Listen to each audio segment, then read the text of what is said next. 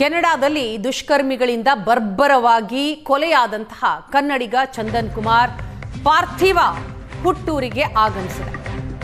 ನಿನ್ನೆ ರಾತ್ರಿ ತ್ಯಾಮಗೊಂಡ್ಲುಗೆ ತಲುಪಿದೆ ಚಂದನ್ ಮೃತದೇಹ. ಬೆಂಗಳೂರು ಗ್ರಾಮಾಂತರ ಜಿಲ್ಲೆ ನೆಲಮಂಗಲ ತಾಲೂಕು ತ್ಯಾಮಗೊಂಡ್ಲು. ಇವತ್ತು ಹುಟ್ಟೂರು ತ್ಯಾಮಗೊಂಡ್ಲುವಿನಲ್ಲಿ ಚಂದನ್ ಅಂತ್ಯಕ್ರಿಯೆ ನೆರವೇರುತ್ತೆ. ಫೆಬ್ರವರಿ 7ರಂದು ಕೆನಡಾದಲ್ಲಿ ದುಷ್ಕರ್ಮಿಗಳಿಂದ ಬರ್ಬರವಾಗಿ ಹತ್ಯೆಯಾಗಿದ್ದ ಕನ್ನಡಿಗ ಚಂದನ್ ಕುಮಾರ್ 6 ವರ್ಷಗಳಿಂದ ಕೆನಡಾದಲ್ಲಿ ಚಂದನ್ ನೆಲೆಸಿದ್ರು. ಕೆನಡಾದ ವುಡ್ಬೈನ್ ಶಾಪಿಂಗ್ ಮಾಲ್ನ ಪಾರ್ಕಿಂಗ್ನಲ್ಲಿ ಚಂದನ್ ಕುಮಾರ್ ಅವರನ್ನ ಆಗಂತುಕರು ಗುಂಡು ಹಾರಿಸಿ ಕಗ್ಗೊಲೆ ಮಾಡಿದ್ರು. ಕಾರ್ನಲ್ಲಿದ್ದಂತಹ ಸಂದರ್ಭದಲ್ಲಿ ಏಕಾಏಕಿ ಗುಂಡಿನ ದಾಳಿ ನಡೆದಂತಹ ಪರಿಣಾಮವಾಗಿ ತೀವ್ರವಾಗಿ ಗಾಯಗೊಂಡಿದ್ದ ಚಂದನ್ ಅವರನ್ನ ಆಸ್ಪತ್ರೆಗೆ ಕರೆದೊಯ್ಯಲಾಯಿತು. ಆದರೆ ಮಾರ್ಗ ಮಧ್ಯೆನೇ ಕೊನೆಯುಸಿರೆಳೆದ್ರು. ಈಗ ಅವರ ಪಾರ್ಥಿವ ಹುಟ್ಟೂರಿಗೆ ಆಗಮಿಸಿದೆ. ಸಂಬಂಧಿಕರು, ನೆರೆಹೊರೆಯವರು ಎಲ್ಲರೂ ಕೂಡ ಪಾರ್ಥಿವದ ಅಂತಿಮ ದರ್ಶನವನ್ನ ಪಡಿತಾ ಇದ್ದಾರೆ. ಚಂದನ್ ಮನೆಯ ಬಳಿ ಪಾರ್ಥಿವದ ಅಂತಿಮ ದರ್ಶನಕ್ಕೆ ವ್ಯವಸ್ಥೆಯಾಗಿದೆ. ಅಂತಿಮ ದರ್ಶನವನ್ನ ಪಡಿತಾ ಇದ್ದಾರೆ. ತ್ಯಾಮಗೊಂಡ್ಲುವಿನ ಮುಕ್ತಿಧಾಮದಲ್ಲಿ ಇವತ್ತು ಚಂದನ್ ಅಂತ್ಯಕ್ರಿಯೆ ನೆರವೇರುತ್ತೆ. ಮಗನ ಮೃತದೇಹ ನೋಡಿ ಕುಟುಂಬಸ್ಥರು ಕಣ್ಣೀರಾಗಿದ್ದಾರೆ. ಕೆನಡಾದಲ್ಲಿ ನಡೆದ ಶೂಟೌಟ್ ಪ್ರಕರಣದಲ್ಲಿ ಮೃತಪಟ್ಟಂತಹ ಚಂದನ್ ಅವರ ಒಂದು ಪಾರ್ಥಿವ ಶರೀರ ಈಗ ಅವರ ಹುಟ್ಟೂರಿಗೆ ಬಂದಿರುವಂಥದ್ದು. ಅವರ ಜಾಗದಲ್ಲೇ ಇದ್ದೀನಿ. ಅವರ ತಂದೆಯವರಾದಂಥ ನಂದನ್ ಕುಮಾರ್ ಅವರಿದ್ದಾರೆ. ಅವ್ರನ್ನೇ ಮಾತಾಡಿಸ್ತಾ ಹೋಗ್ತೀನಿ. ಸರ್, ನಿಮಗೆ ಯಾವಾಗ ಲಾಸ್ಟ್ ಮಾತಾಡಿದ್ದು? ಇವಾಗ ಅಲ್ಲಿ ಕೆಲಸ ಮಾಡ್ಕೊಂಡಿದ್ದವರು ಈಗ ಈ ರೀತಿಯಾಗಿ ಬಂದಿರುವಂಥದ್ದು, ಅದ್ರ ಬಗ್ಗೆ ಏನು? 7ನೇ ತಾರೀಕು ಮಧ್ಯಾಹ್ನ 3:20 ಮೇಲೆ ಅವನು ನಿಧನರಾಗಿದ್ದಾನೆ. ಹಿಂದಿನ ದಿವಸ ನಾನು ಬೆಳಗಿನ ಜಾವ 4 ಗಂಟೆಗೆ ಫೋನ್ ಮಾಡಿದ್ದೆ.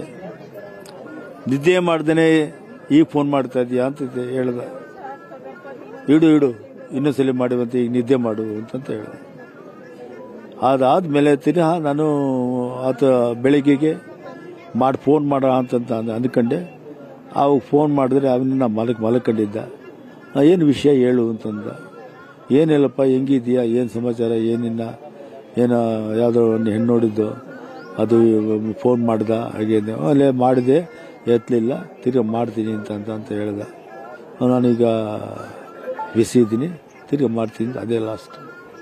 ನಿಮ್ಗೆ ಯಾವಾಗ ಸಾವಿನ ಸುದ್ದಿಯನ್ನು ತಿಳಿಸಿದ್ರಿ ಸರ್? ಯಾವ ರೀತಿ ತಿಳಿತು ಅಂತ? ನನಗೆ ಸಾವಿನ ಸುದ್ದಿ ಗೊತ್ತಿದ್ದು ಭಾನುವಾರ ರಾತ್ರಿ 8 ಗಂಟೆಗೆ ಯಾವುದೋ ಒಂದು ಕಾಲ್ ಬಂತು. ಬುಲೆಟ್ನಿಂದ ನಿಮ್ಮ ಮಗ ತೀರೋಗಿದ್ದಾನೆ, ಬುಲೆಟ್ ಶಾರ್ಟ್ ತೀರೋಗಿದ್ದಾನೆ ಅಂತ. ಅದ ತಕ್ಷಣ ಮಾಡಿದು ಕೆನಡಾದಕ್ಕೆ ಒಬ್ಬರಿಗೆ ಫೋನ್ ಮಾಡಿದ್ದು. ಅವರು ಏನು ಹೇಳಿದ್ರು ಅಂತಂದ್ರೆ, ಇಲ್ಲಿ ವಾರ್ತೆಯಲ್ಲಿ ಬರ್ತಾ ಇದೆ, ನಿಮ್ಮ ಹುಡುಗ ಅಂತ ಗೊತ್ತಿಲ್ಲ, ಮ್ಯಾನ್ ಈಸ್ ಬುಲೆಟ್ನಿಂದ ಸತ್ತೋಗಿದ್ದಾನೆ, ಅಷ್ಟು ಗೊತ್ತು, ಇನ್ವೆಸ್ಟಿಗೇಷನ್ ಎಲ್ಲ ವಿಚಾರಿಸಿ ಮಾಡ್ತೀವಿ ಅಂತ ಹೇಳಿದ್ರು. ಕೊಲೆ ಆರೋಪಿಗಳಿದಾರಲ್ಲ ಸರ್, ಅವ್ರಿಗೆ ಶಿಕ್ಷೆ ಆಗುವ ಅದ್ರ ಬಗ್ಗೆ ಏನಾದರೂ ಆಗ್ರಹ ಮಾಡೋದು? ನಾನು ಅವರು ಬುಲೆಟ್ ಅನ್ನ ಹೊಡೆದಿರಬಹುದು, ಅಲ್ಲಿನ ಸನ್ನಿವೇಶ ನಮಗೆ ಗೊತ್ತಿಲ್ಲ. ಆದರೆ ನಮ್ಮಲ್ಲಿ ಸಂಸ್ಕಾರಗಳು ಕಡಿಮೆ ಆಗ್ತಾ ಇದೆ.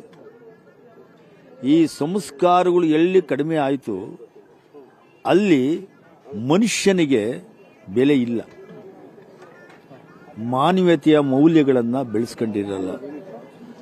ಅಂತಹ ದುರ್ಘಟನೆಗಳನ್ನು ಮಾಡಿರೋರು ಇಂತಹ ಕೆಲಸಗಳನ್ನು ಮಾಡ್ತಾರೆ, ನನ್ನ ಅಭಿಪ್ರಾಯ.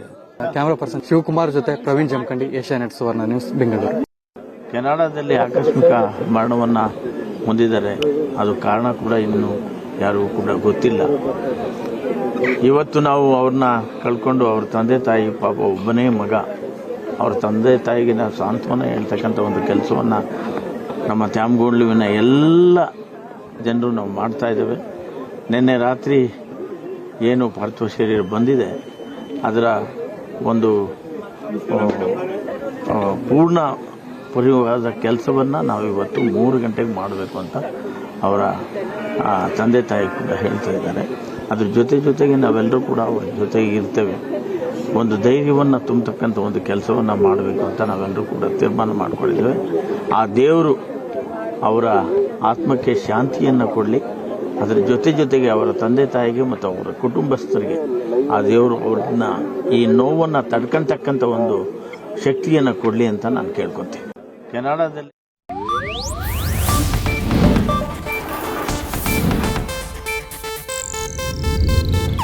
ಇದು ಏಷ್ಯಾನೆಟ್ ನ್ಯೂಸ್ ನೆಟ್ವರ್ಕ್ ಪ್ರಸ್ತುತಿ.